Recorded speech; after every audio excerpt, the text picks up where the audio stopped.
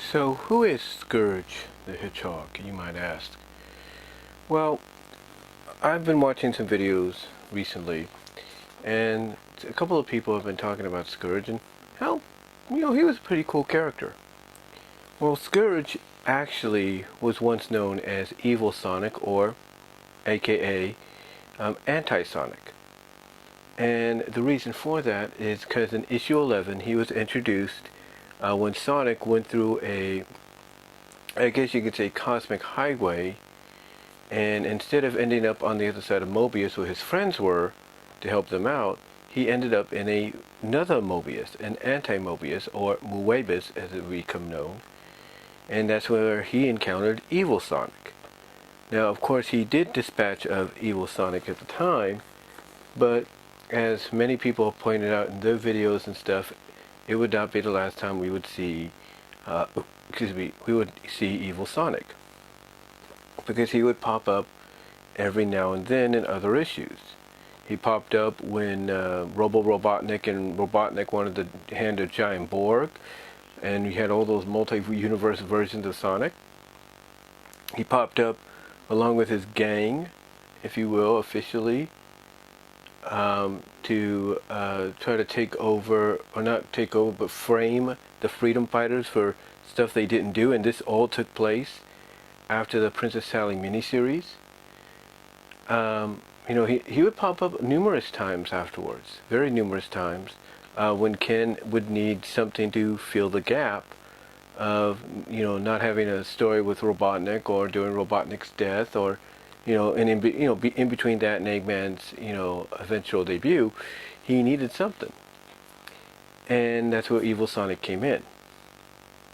And then around 150 is when Evil Sonic really became a major player, more so than he'd ever been. As I've mentioned before, and as I've mentioned before, in fact, Cyberpunk Jordan did a video on 150. Evil Sonic had basically taken Sonic's place, sent Sonic to Moebius, dressed him up like him, and he, taking his clothes, thus dressing up Sonic in them, decided to take Sonic's place on Mobius Prime. But the only reason he did it is because he saw, as he put it, during his scuffle with Sonic, a sweet-ass gig in front of him. All the chili dogs he can eat, all the fame and fortune, and more importantly, all the girls he could be with. Like, at the snap of a finger, he could be with all these girls. And we got an example of that with Amy and Mina and Bunny and so on, and possibly off panel the likes of Penelope and Penelope Platypus, that is, and Fiona and such. We kind of got a good idea. We kind of got a little bit of an idea that those things happened off panel. But eventually, Sonic saw the truth. Sonic was able to come back and basically drive Evil Sonic, out of the Master Emerald place, if you know what I mean. He's able to get him out of the area of the Master Emerald, or something like that. But it wasn't the last time, because then basically what happened is Evil Sonic would show back up again with Rouge, and essentially what he did, and it was in 151, or was it? No, it was 161 actually. It was 161. 161, they showed back up around that time frame, and he used the Master Emerald's power to basically give himself a makeover. Not before Locke, Knuckles' dad, give him a little receipt for attempting to steal the emerald, and we had Scourge the Hedgehog. And Scourge has went on to basically be a major presence, more so than he'd ever been before. More so. But what was funny is we would find out that his own team, the Suppression Squad, otherwise known as the Anti-Freedom Fighters, they didn't like him. To an extent, his other team, his other group of baddies, the Destructics, if you will, kind of didn't like him. But the difference between the Suppression Squad and the Destructives is the Destructives went along more so than the Suppression Squad, because at least, they had a bit of respect for Fiona. It's like Fiona, who was a freedom fighter, and again, like I said, she was one of them that obviously he tried to hit on off panel, but apparently the storyline is, according to Ian Flynn, she was able to figure out the truth about what was going on, but then also kind of start to take a liking to, what this version of Sonic was doing. So she sided with him, but not before she tried to see if maybe she can find something similar in the real Sonic. Anyway, to get to the point, the difference between the Suppression Squad and the Destructives is the Destructives at least had respect for Fiona and everything, because they were kind of like on the same side. They kind of like understood each other, if you will. They both could, all three of them, not all three of them, but all of them could relate with her. And pretty much because they had that in common, and they could see that, hey, in their case, there is honor among thieves. They figured, okay, if she's cool with this guy, if she says this guy's, worth working with, and so be it, we'll work with him too. And like I said, that's a big difference, because the Suppression Squad, they didn't even like him because one, he had basically let his ego get out of control, and basically felt like, hey, I'm Sonic. Basically on his world, he's Sonic, and then, hey, I'm Sonic, I can have anything I want. I can have anything I want, right? And they got sick of it. They wanted him out. And the first attempt, believe it or not, was by Anti-Antoine, otherwise known as Patch. But that led to Scourge as Anti-Sonic, throwing him, basically stopping him from trying to take him out, and then basically tossing him into Mobius Prime. But to throw off suspicions, he took Antoine Prime, the real Antoine, and put him in Patch's place, or something like that. And then obviously seeing, or keeping an eye on what's going on, because I guess he has a portal to look into the other world.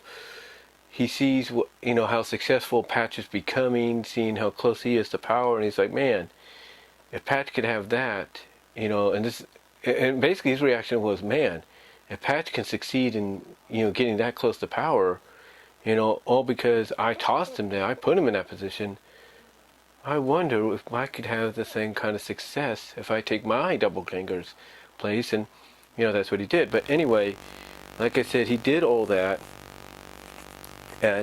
He got Fiona to join him and both sides of the squad, both sides of the coin when it came to teams, I should say.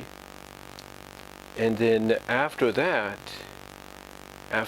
he led the Suppression Squad to try to take over Mobius and everything, because he had basically he's gone back to his world after a situation with Dr. Fenitivius, I think, and he went back to his world, conquered it, and basically made the Suppression Squad, the anti-freedom fighters, subservient to him, and even to an extent Fiona. So he decided, okay, I did this, what else is there? Oh, I know, I'll take over Sonic's world. And he does that. Well, he doesn't do that, but he succeeds in taking over Freedom HQ for a bit, until basically he goes back to his world, or he's thrown back into his world and everything, along with Sonic and Amy, and then later on Shadow and Metal, and and Rob the Hedgehog, and all that, and Silver. And we get this big old Hedgehog melee, as they called it, Hedgehog Havoc, to the point that when Sonic convinces them, hey, let's take out Scourge because he's the reason we're all here, Scourge goes to his throne room and touches his throne, which is made of beryllium, which is basically that world's equivalent to Chaos Emeralds, and turns into King Super Scourge, or Super King Scourge, that basically wipes the floor with all the Hedgehogs, wipes the floor with the Freedom Fighters and Suppression Squad when they show back up, and everything. And then loses to Sonic because Sonic sees an opening to get him away from that area, chase him out into the open, thus causing, the energy, the beryllium energy, if you will, to wear off, and thus put, Scourge, I guess you could say, at an equal advantage. Put him at a equal advantage, if you will. And just working on something right now. Working on something right there. But anyway, put him at an equal disadvantage, to where he's so powerless now that all Sonic has to do is just knock his crown off him and finish him, and that's it. So what does Sonic do? Sonic takes him to the No Zone cop, Sonic, in the No Zone, to the No Zone prison, to have him locked up so he doesn't cause any more trouble. But then later on in Sonic Universe, we get what's known as Lockdown, and basically it centers around Fiona leading the Destructives into the No Zone, basically allowing themselves to be arrested and everything, be sent to the No Zone to help Scourge get out. And Fiona, despite how you feel about her as a character and everything in the book, basically inspires Scourge, basically lifts up his spirits and says, hey, you're Scourge the Hedgehog. You took over Moebius, almost on your own. You almost took over Mobius, or at least you took over Freedom HQ. This right here, escaping from here, should be nothing. And that's enough to lift up his spirits, if you will, to the point that they do escape. And then after they escape, Scourge says, now that they've escaped, he has big plans and everything for Sonic and Sonic's planet. But even Fiona's like, well, what are you talking about? You can't double-cross Ventivius. He's not the kind of person you want to double-cross. But Scourge obviously now, has gotten this confidence back. It's like, hey, don't worry, I'll take care of the Doc, because, I have bigger plans than even he can imagine. Now, unfortunately, that would be the last, major story featuring Scourge before the reboot, retcon, soft retcon, depending on how you look at it, occurred. So it kind of ended on a cliffhanger, but according to one of the people I was watching, in fact, let me see if I can find them again. According to one of the people I was watching, I think it's it's Adam Hadel, Adam Hadel, and there's also Fantastic Samtastic, but Adam Hadel brought this up in his video last, 2 years ago? And he basically brought up the fact that there was a story, I don't know if it's still going on right now, called Scourge Eternal Blackout. It's a fan comic you can find on DeviantArt and other places. And in the and basically the comic follows up, and I've read a little bit of it, I've seen a little bit of it. The comic basically follows up on Lockdown, follows up after Lockdown, on what Scourge wants to do to try to, once again be that threat, that be that villain that Sonic once encountered. So it's really interesting so far. And what I've seen, basically, it looks like, what it looks like to me is this is like, again, this is kind of like, an anti-side of freedom fighting, but it's just, it's not. And Fiona's kind of in that role of a Sally, but a Sally with, anti-hero intentions, and, she basically wants to do this little mission that they're on to get Scourge really back into form. And she kind of feels good about herself, knowing that's what's going to happen. But yeah, there is this issue called Eternal Blackout. Last I saw, one of the issues, he encounters a clone of Shadow, and then something else later on. I'm not really sure. But yeah, this is something I think you should check out. I don't know how many issues he's into right now, but it is definitely something to check out. And once again, is another example of the fan base taking it upon themselves to be like, hey, if Archie's not going to continue it, if Ian's not going to continue it, then we'll continue it. And that's what people do. And that's what fans I should say, do. And that's what's going on with this. So yeah, he's still alive, basically, just not on an official comic book capacity. Now, one thing people do want to point out is the whole Ken Penders deal. And I look at it this way. I think Ken Penders 50, it's kind of like a 50-50 deal with him. All right? He can say that he owns Scourge, but technically he doesn't. You see, he kind of owns like 50-50 ownership. Like half of the Scourge character he does own when Scourge was anti-Sonic. But I think when Ian Flynn did what he did in 160 and 161 and had him go from anti-Sonic, evil Sonic to Scourge, I think that's when, basically the 50-50 thing, came into play, because, if it wasn't for that, then I could understand, Ken Penders saying, hey, I own that character, nobody can use it unless I give him consent. But when Ian Flynn did what he did, I think he basically disrupted that complete ownership and basically went 50-50. Like, okay, Ken, you own Evil Sonic up to at least the end of issue 60, but onward after that, Archie Comics and Sega owns Scourge.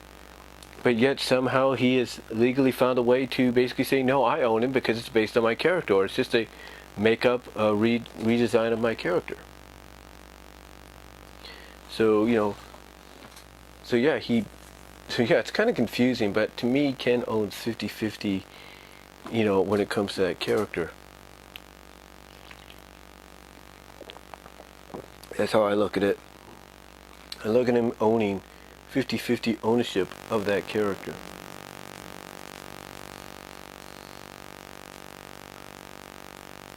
Like I said, I see him owning like 50% of the ownership of that character. So, and I think that's why he wasn't able to do the Scourge Speed Demon comic the way. But like I said, I think he basically owns 50-50. Like he owns the 50% of Scourge he owns is the anti-Sonic, the evil Sonic, up to the end of 160, and